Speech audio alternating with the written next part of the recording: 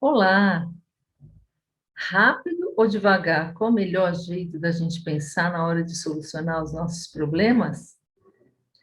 Meu nome é Denise, eu sou psicóloga e hoje nós vamos conversar sobre como o nosso pensamento funciona e qual seria a melhor maneira da gente tomar as nossas decisões para que a gente possa fazer as melhores escolhas e conduzir melhor a nossa vida. Quando a gente pensa no nosso jeito de pensar, a gente, em geral, imagina que a gente pensa sempre devagar, que a gente sempre pondera e avalia antes de tomar uma decisão. Mas será que é mesmo verdade? Então, eu vou te dar alguns exemplos para te ajudar a pensar um pouco sobre isso, já que hoje é esse o nosso assunto. Veja bem, se eu vejo a cara de uma pessoa que está muito brava, assim, eu já imagino que essa pessoa está com raiva, que essa pessoa vai começar a falar mais alto, mais rápido, que talvez ela diga palavras que vão ofender, e provavelmente eu vou querer sair de perto dessa pessoa para que ela não seja agressiva comigo.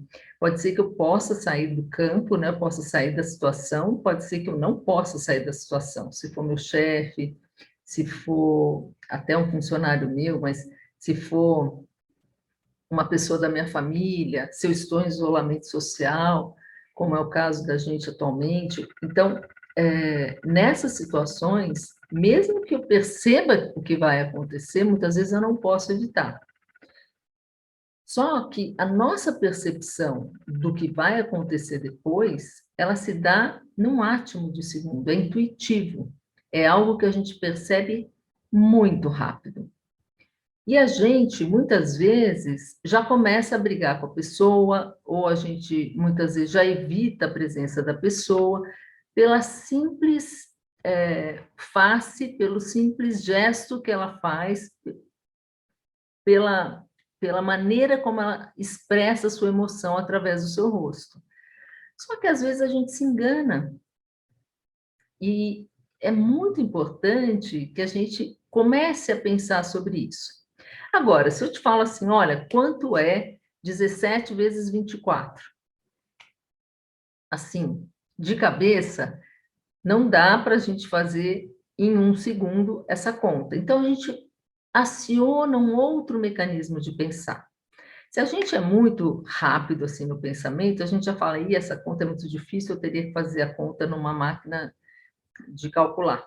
Se a gente não é tão intuitivo e tão rápido no pensamento e não tem uma ansiedade para ter uma resposta, a gente pode pegar um lápis e uma caneta, fazer a conta, né? Ou mesmo ir fazendo os processos mentais. Bom, 20 vezes 17 é tanto, 4 vezes 17 é tanto, soma as duas multiplicações e tem o resultado.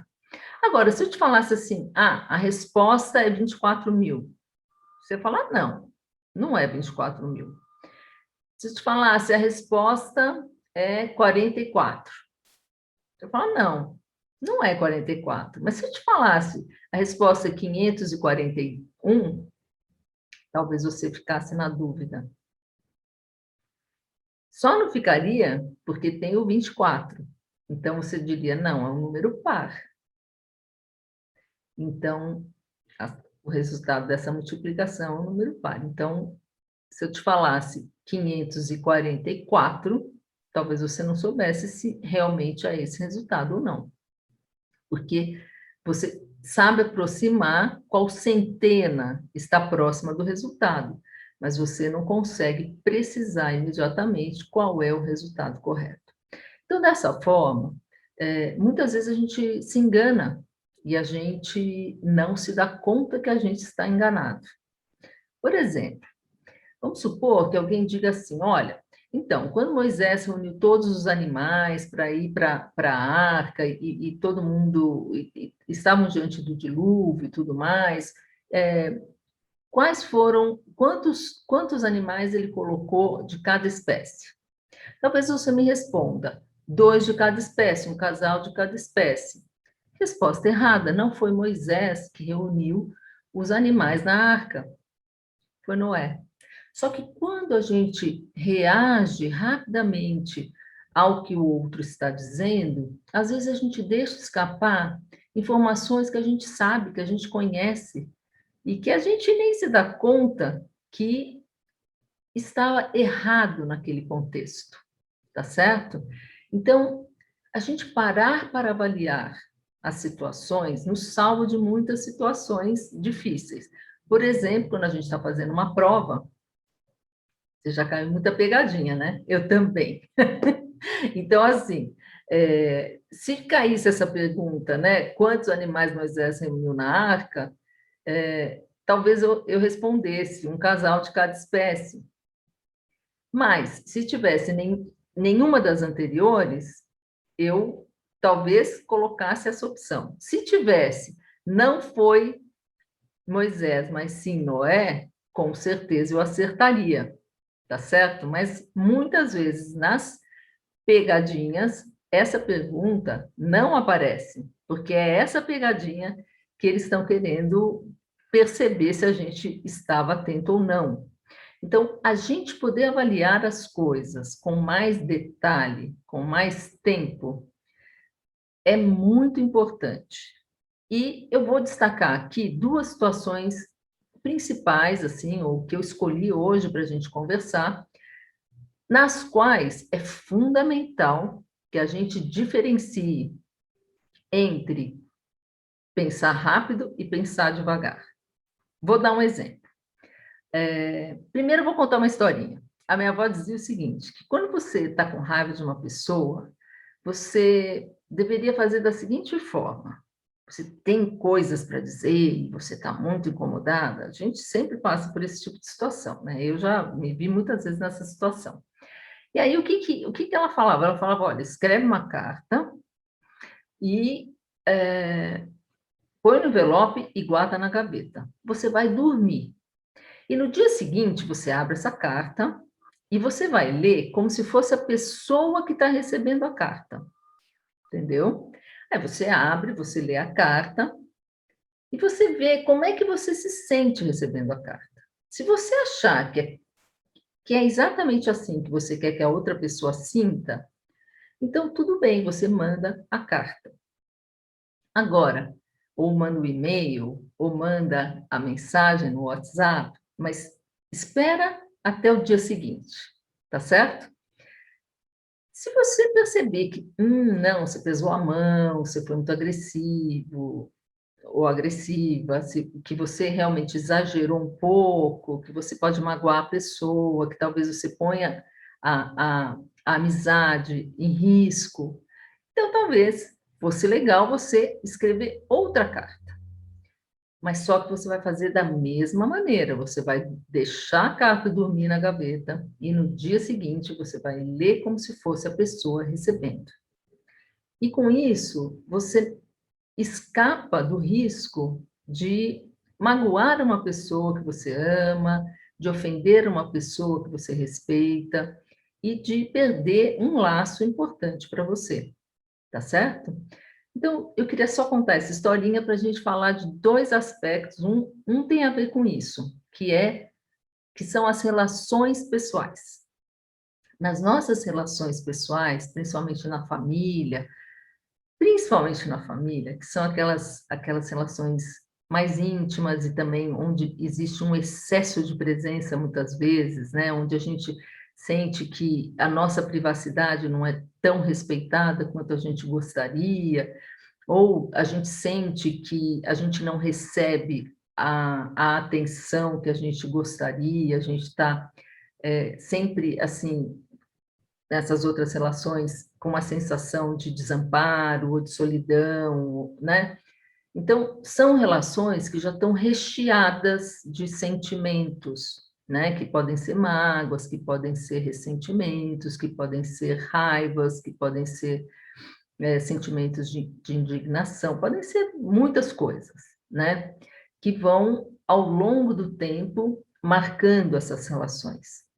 Então, é muito importante que a gente não reaja prontamente a um simples gesto de uma pessoa, ou uma simples pergunta de uma pessoa. que a gente possa escutar a pessoa até o fim, que a gente possa realmente tirar dúvidas sobre o que ela está querendo dizer, e não rapidamente já interpretar o que a pessoa está querendo dizer. Porque se a gente reage prontamente, muitas vezes a gente corre o risco de estar sendo injusto com aquela pessoa. A gente não está compreendendo a pessoa da maneira como ela gostaria de ser compreendida. A gente não está escutando do jeito que ela gostaria de ser escutada. E um outro aspecto que é muito importante, que uma outra área da nossa vida que é fundamental a gente não agir intuitivamente, é com relação ao nosso dinheiro, é com relação às compras, é com relação às decisões financeiras, sabe? Sentar e fazer conta é uma coisa, uma prática que acrescenta muito na vida da gente. Então, quando a gente é capaz de não intuitivamente achar que, não, essa é uma boa oportunidade. Olha só, vou poder pagar em tantas vezes, vai custar menos no meu bolso, eu vou aproveitar. Isso pode ser um gatilho, sabe? O gatilho de escassez que faz eu não querer perder uma oportunidade. Ou um gatilho de manada que faz com que eu não queira ficar de fora de uma determinada situação, uma viagem, ou um convite dos amigos, uma festa. Mas, muitas vezes, as pessoas, por não fazerem a conta, não chegar em casa, pegar, olhar a conta do banco, olhar mesmo, né, quanto dinheiro tem para receber garantidamente, contar com a possibilidade de repente perder o emprego, tem uma reserva de emergência, né? Então, assim, eu poder tomar realmente cuidado com o meu dinheiro, para que eu não assuma uma dívida que eu depois talvez não tenha como pagar. Porque comprar a crédito, comprar a prazo, é assumir uma dívida que a gente vai ter que pagar, tá bom? Então, gente, hoje eu queria deixar esse recado de que existe esse sistema mais intuitivo, que pode levar a gente a tomar decisões muito abruptas, muito intempestivas, e que a gente pode deixar algumas pessoas magoadas, ou a gente pode, por exemplo, deixar nossa conta do banco negativa, sem a gente perceber, sem a gente ter essa intenção, mas porque a gente não teve o cuidado de pensar bem antes de tomar as decisões e antes de comunicar as coisas para as pessoas. Um abraço e muito obrigada pela sua atenção.